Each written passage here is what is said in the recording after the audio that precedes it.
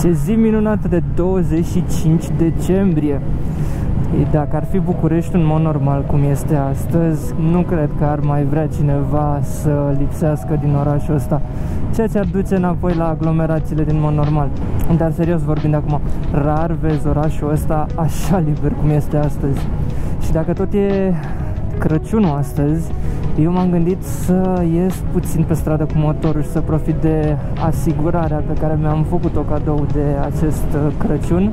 Și cu ocazia asta am pus la cale ceva pentru un tovarăș de-al meu, poate îl știți pe Ionuț, pe Johnny, care a avut accident anul trecut cu CBR-ul și care de atunci n-a mai avut ocazia să urce pe motor. Chiar văzusem un story la el pe Instagram ieri în care întreba dacă împrumută cineva un motor pentru ziua de 25. Și din păcate, din câte vorbisem cu el, nu a reușit să facă rost. Așa că am vorbit cu Teo, fata cu MT-ul de 125 pe care am mai văzut-o probabil în clipurile mele, dacă poate să împrumute 3-4 ore cât este ea la muncă motorul lui Johnny. A fost de acord. Așa că acum mă duc să-l iau pasager pe Johnny, să-l duc la Teo să se plimbe cu motorul. E o surpriză așa pe care am vrut-o să o fac astăzi, mini surpriză pentru Johnny. Efectiv a fost ceva foarte intempestiv, neplanificat, etc. Sper să se bucure. Oricum o să stau în preajma lui. Da, nefiind motorul lui, situația e puțin mai complicată, mai ales că, să fim serioși, chiar dacă sunt 12 grade afară, asta nu e vremea ideală de plimbare. Se umezește ușor, asfaltul e rece și poate să ducă la chestii pe care nu ni le dorim. Hai să vedem ce este.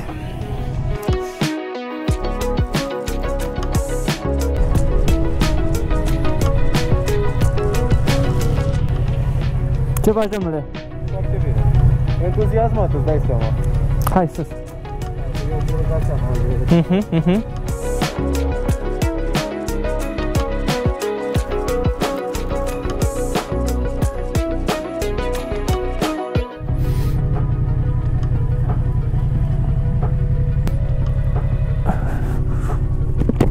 Nu e aia.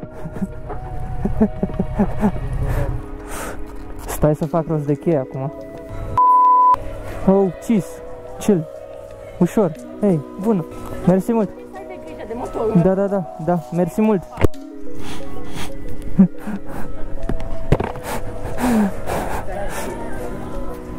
Hai să punem jucăria la încălzit.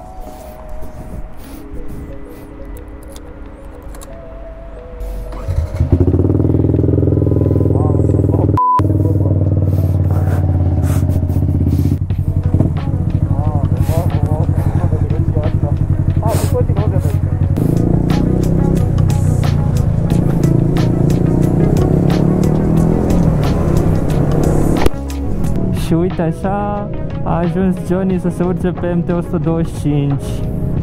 Cam alunecă pe jos, nu prea e de distracție acum, ce e drept, dar mergem ușor la o plimbărică așa normală de sfârșit de decembrie.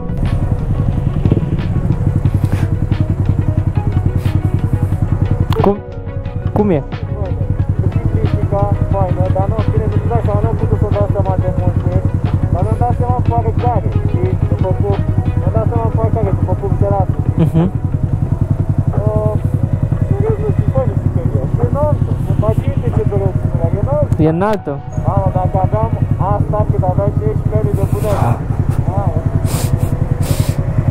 mereu era bucare de pește față de asta. Și frâna e foarte bună.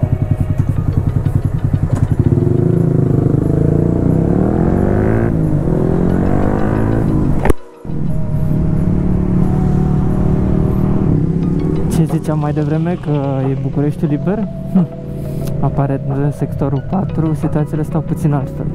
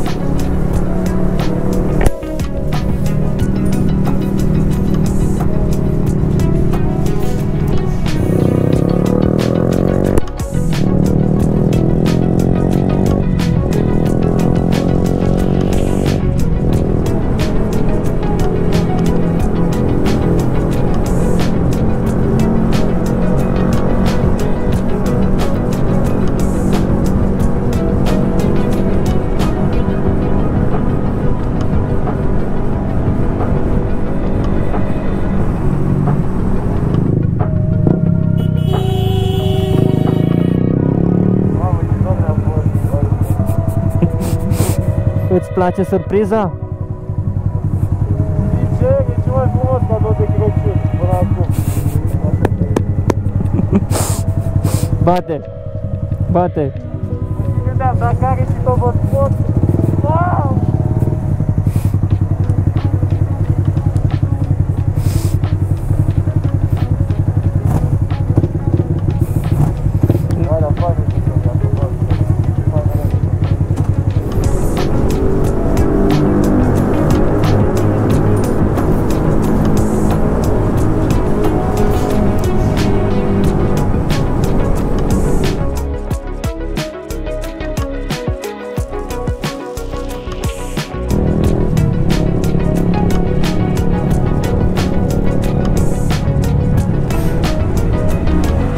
Opa!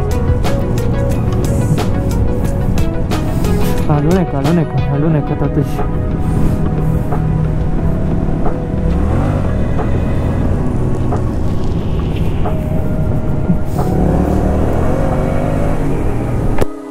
Aha. Simte faina ABS-ul de pe spate. Simte faina ABS-ul de pe spate.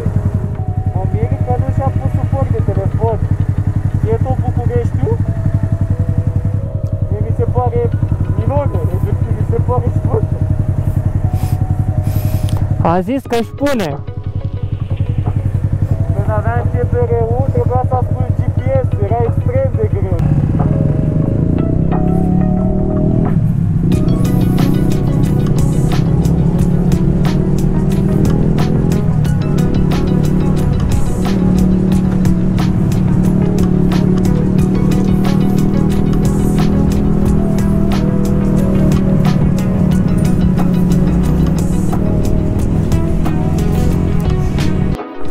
Bun. Am venit să returnăm jucăria. Așa.